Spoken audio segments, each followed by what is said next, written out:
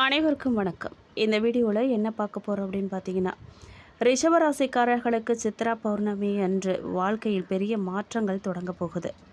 அது எந்த விதமான மாற்றங்கள், அதுக்கு வழிபாட்டு முறை என்ன, எந்த தெய்வத்தை வழிபடணும், என்ன பரிகாரம் செய்யணும்னு சொல்லி, என்ன பொருள் தானம் செய்யணும், எந்த நேரத்தில் செஞ்ச அதிர்ஷ்டம் கொட்டும்னு சொல்லி இந்த வீடியோவில் விரிவாக தெரிஞ்சுக்க போகிறோம்.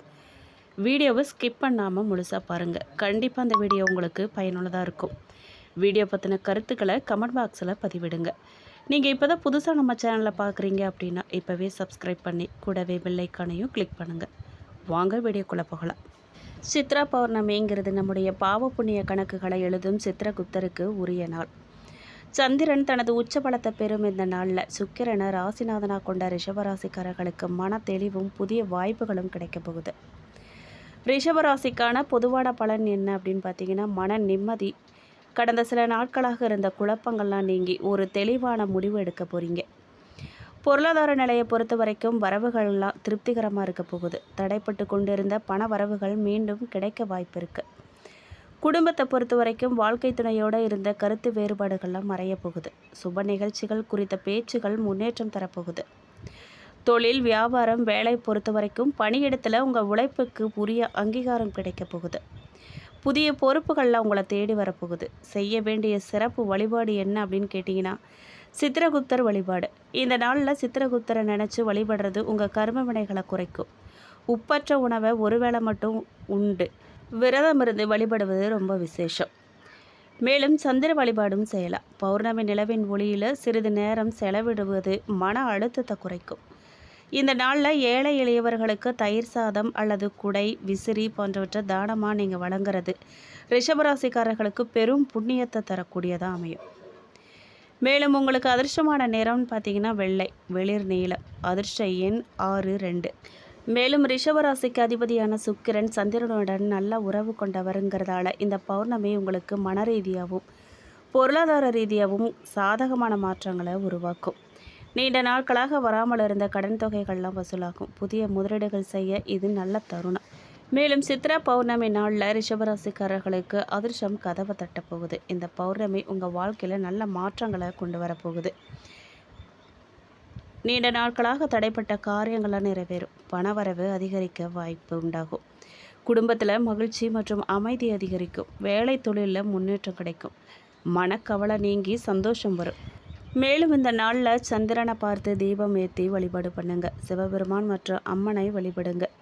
வெள்ளை நிற ஆடை அணிகிறது நல்லது. பால், அரிசி தானம் செய்கிறது சிறப்பு பலன்களை உங்களுக்கு கொடுக்கும். சித்ரா பௌர்ணமி இரவு ரிஷபராசிக்காரர்களுக்கு வாழ்க்கையை மாற்றும் சக்தி வாய்ந்த நாளாக கண்டிப்பாக இருக்கும். மேலும் உங்கள் ஆற்றல் சிறிய வேலைகளில் கூட உங்களுக்கு திருப்தியை தரும். வீட்டிலும் வேலையிலும் வேலை எளிதாக முடிவடையும். உங்கள் திட்டத்தை முன்னோக்கி எடுத்து போகிறதுல உங்களுக்கு உதவும். இந்த வாரத்தில் பொறுமை தேவைங்க. ஒரு கடினமான பாதையை நீங்கள் வெற்றிகரமாக கடந்து வருவீங்க. தொழில் மற்றும் வேலை எப்படி இருக்கும் அப்படின்னு கேட்டிங்கன்னா, ரிஷபராசிக்காரர்களுக்கு இந்த வாரத்தில் நீங்கள் ஒரு புதிய திட்டத்தை தொடங்குறதுக்கு முன்னாடி படிப்படியாக அது தொடர்பான விஷயங்களை எல்லாம் கற்றுக்குவீங்க. ஒரே நேரத்தில் பல பணிகளை செய்கிறதால கொஞ்சம் மன அழுத்தத்தை நீங்கள் உணரலாம். வணிகர்கள் புதிய திட்டங்களில் அவசரப்படுறதை தவிர்க்கணுங்க.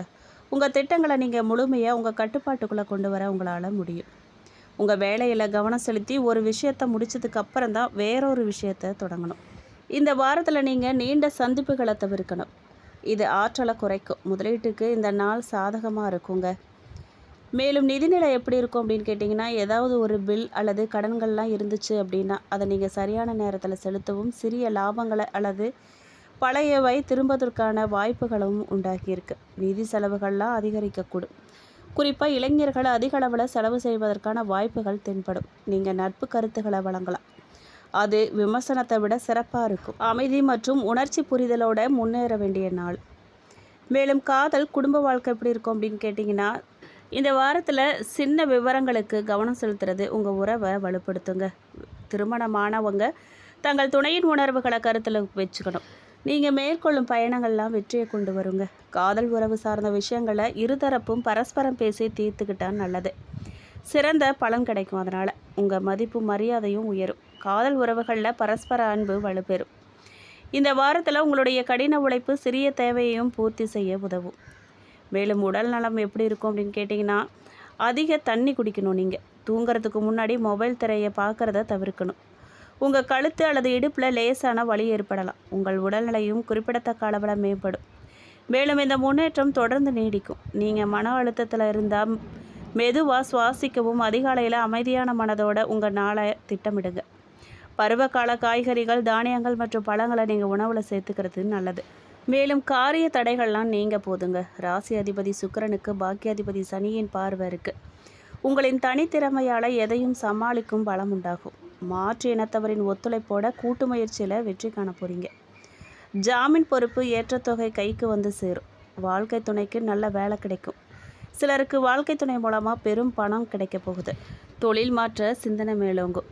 சிலருக்கு தத்துப்புத்திர யோகமும் உண்டாகும். வழக்குகள்லாம் சமாதானத்துக்கு வரும்.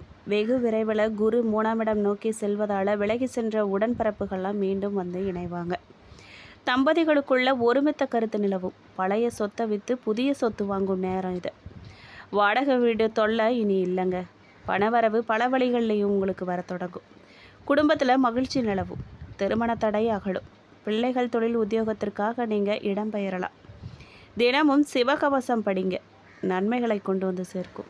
மேலும் அடுத்தவங்க சொல்கிறத நம்புறதுக்கு முன்னாடி அதை பற்றி நீங்கள் ஆலோசனை செய்கிறது நல்லது. தொழில் வியாபாரத்தில் ஈடுபட்டு இருக்கிறவங்க ஒரே குறிக்கோளோடு இருக்கிறத விட்டு வாடிக்கையாளர்கள் தேவை அறிஞ்சு செயல்படுறது முன்னேற்றத்துக்கு உதவும். பணவரத்து அதிகரிக்கும். அரசாங்கத்தின் மூலமாக உதவிகள்லாம் பெறுவீங்க. உத்தியோகத்தில் இருக்கிறவங்க துணிச்சலாக வேலைகளை செஞ்சு வெற்றி பெறுவாங்க. சக ஊழியர்கள் மேலதிகாரிகளால் நன்மையும் உண்டாகுங்க. குடும்பத்தில் தம்பதிகளுக்கு இடையே இருந்து கருத்து வேற்றுமையெல்லாம் குறைஞ்சு நெருக்கம் அதிகரிக்கும். பொருளாதார முன்னேற்றம் உண்டாகும். புதிய நபர்களின் நட்பு கிடைக்கும். கொடுக்கல் வாங்கலில் கவனமாக இருக்கணும். நீங்கள் பெண்களுக்கு அதிகம் பேசுகிறத தவிர்த்து செயல்களில் வேகம் காட்டுறது நல்லது. கலைத்துறையினருக்கு தேவையான உதவிகள்லாம் கிடைக்கும். வீண் பயம் ஏற்படும். அரசியல்வாதிகளுக்கு சிலர் வீட்டை விட்டு வெளியில் சென்று தங்க நேருங்க. மாணவர்களுக்கு கல்வியில் முன்னேற்றமடைய கூடுதல் கவனத்தோடு நீங்கள் படிப்பீங்க. ஆசிரியர்கள் சக மாணவர்கள் மத்தியில் நல்ல மதிப்பு உங்களுக்கு உண்டாகும். மேலும் கார்த்திகை நட்சத்திரம் 2, 3, 4 பாதக்காரர்களுக்கு சூழ்நிலைகள் காரணமாக மனசங்கடம் ஏற்படுங்க. மற்றவர்களுக்காக நீங்கள் பதில் சொல்ல வேண்டிய இடத்துல இருப்பீங்க. அதனால் மன உளைச்சல் அதிகமாக இருக்கும். வருமானத்துக்கு குறைவு இருக்காது. மேலும் குரு பார்வை உண்டாகிறதால உத்தியோகத்தில் இருக்கிறவங்களுக்கு ஏற்பட்ட நெருக்கடிகள் நீங்கும். அரசியல்வாதிகள் செல்வாக்கு உயரும். வேலைக்காக முயற்சிக்கிறவங்களுக்கு எதிர்பார்த்த தகவல் வந்து சேரும். மேலும் ரோகிணி நட்சத்திரக்காரர்களுக்கு வியாபாரிகளுக்கு விற்பனை அதிகரிக்கும். வேலையிடத்துல மதிப்பும் மரியாதையும் கிடைக்கும். வெளியூர் பயணம் ஒன்றை மேற்கொள்ள உங்களுக்கு நேரிடலாம். தக்க சமயத்தில் ஒருவருக்கு உதவி செய்வீங்க நீங்கள். மேலும் லாப சனி செவ்வாயால் உங்களுக்கு இருந்த நெருக்கடிகள்லாம் நீங்க போகுது. வேலையில் ஏற்பட்ட பிரச்சனைகள் முடியும். சிலருக்கு வேலை நிரந்தரமாகும். வியாபாரம் தொழிலில் முன்னேற்றம் அடையும். சிலருக்கு புதிய சொத்து சேரும். வரவேண்டிய பணமெல்லாம் வந்து சேரும். மேலும் மிருகசீரிஷம் 1, 2 பாதக்காரர்களுக்கு சிலரிடம் கண்டிப்பாக நீங்கள் நடந்துக்குவீங்க. உங்களுக்கு பிடிச்சமான ஆலயத்துக்கு போயிட்டு வருவீங்க. விலையுயர்ந்த பொருட்கள் ஒன்றை பரிசாக பெறுவீங்க. நண்பர்கள் ஒத்துழைப்பு உங்களுக்கு முழுமையாக கிடைக்கும். செவ்வாய் லாபஸ்தானத்தில் சஞ்சரிக்கிறதால செல்வாக்கும் அந்தஸ்தும் உயரும். பொன் பொருள் சேரும். வியாபாரம் தொழிலில் ஏற்பட்ட பிரச்சனைகள் விலகும். வருமானம் அதிகரிக்கும். குடும்பத்தில் சுபிட்சமான நிலை ஏற்படும். மேலும் பொதுவாக ரிஷபராசிக்காரர்களுக்கு காரிய தடைகள் நீங்கி பழைய சொத்து விற்பனை மூலமாக புதிய சொத்து வாங்கும் யோகம் உண்டாகியிருக்கு. கூட்டத் தொழிலில் வெற்றி, துணைவர் மூலமாக வேலைவாய்ப்பு மற்றும் வருமானம், குடும்பத்தில் மகிழ்ச்சியான சூழல்லாம் நிலவ போகுது. தொழில் மற்றும் வியாபாரத்தை பொறுத்த வரைக்கும் தொழில் மற்றும் வியாபாரத்தில் நல்ல முன்னேற்றம் ஏற்படும். புதிய முதலீடுகள் லாபம் தரும். கூட்டாளிகளோட சுமூகமான உறவு நீடிக்கும். புதிய ஒப்பந்தங்கள் கையெழுத்தாகும். உத்தியோகத்தை பொறுத்த வரைக்கும் வேலையில் இருந்த நெருக்கடிகள் நீங்கும். நீண்ட நாட்களாக காத்திருந்த பதவி உயர்வு அல்லது இடமாற்றம் கிடைக்க வாய்ப்பு இருக்குது. அதிகாரிகளிடம் நல்ல மதிப்பு கூடும். பொருளாதாரத்தை பொறுத்த வரைக்கும் எதிர்பார்த்த பணவரவு இருக்கும். பழைய கடன்கள்லாம் ஓரளவுக்கு குறையும். சொத்து சேர்க்கை ஏற்படும். மேலும் குடும்பத்தை பொறுத்த வரைக்கும் சுபகாரியங்களாக நடைபெறும். பிள்ளைகளால் மகிழ்ச்சி உண்டாகும். உறவினர்கள் மத்தியில் செல்வாக்கு உயரும். சுகாதாரத்தை பொறுத்த வரைக்கும் ஆரோக்கியம் சிறப்பாக இருக்கும். பழைய நோய்களில் இருந்து குணம் பெறுவீங்க. நீங்கள் உங்களுக்கு கீழே பணிபுரிந்தோருக்கு உதவிகளை நீங்கள் செய்வீங்க. அதிர்ஷ்ட வாய்ப்புகள்லாம் உங்களை தேடி வரப்போகுது. உத்தியோகஸ்தர்கள் வேலைகளை கவனத்தோடு செஞ்சு முடிப்பீங்க. வியாபாரிகளுக்கு போட்டி பொறாமைகள் கொஞ்சம் தலை தூக்குங்க. விவசாயிகளுக்கு மானியத்தோட வங்கி கடன் கிடைக்கும். அரசியல்வாதிகளுக்கு சமுதாயத்தில் மதிப்பும் மரியாதையும் உயரும். கலைத்துறையினரின் உயர்வுக்கு சக கலைஞர்கள் உறுதுணையாக இருப்பாங்க. பெண்கள் உற்றார் உறவினர்களிடம் அன்போட பழகுவாங்க. பரிகாரமாக நீங்கள் பெருமாள் கோயிலுக்கு போயிட்டு ஆண்டாளை வழிபட மனசில் இருந்த சஞ்சலங்கள்லாம் நீங்கும். தொழில் மாற்றம் ஏற்படும். மேலும் மகாலட்சுமி வழிபாடு மற்றும் வெள்ளிக்கிழமை துர்க்கை அம்மனை வழிபட நன்மைகள் பெருகும். மேலும் இந்த வீடியோ உங்களுக்கு பிடிச்சிருக்கணும், பயனுள்ளதாக இருந்திருக்கணும்னு நம்புகிறேன். வீடியோ பற்றின கருத்துக்களை கமெண்ட் பாக்ஸில் பதிவிடுங்க. நீங்கள் இப்போ தான் புதுசாக நம்ம சேனலை பார்க்குறீங்க அப்படின்னா இப்போவே சப்ஸ்கிரைப் பண்ணி கூடவே பெல் ஐகானையும் கிளிக் பண்ணுங்கள். நன்றி.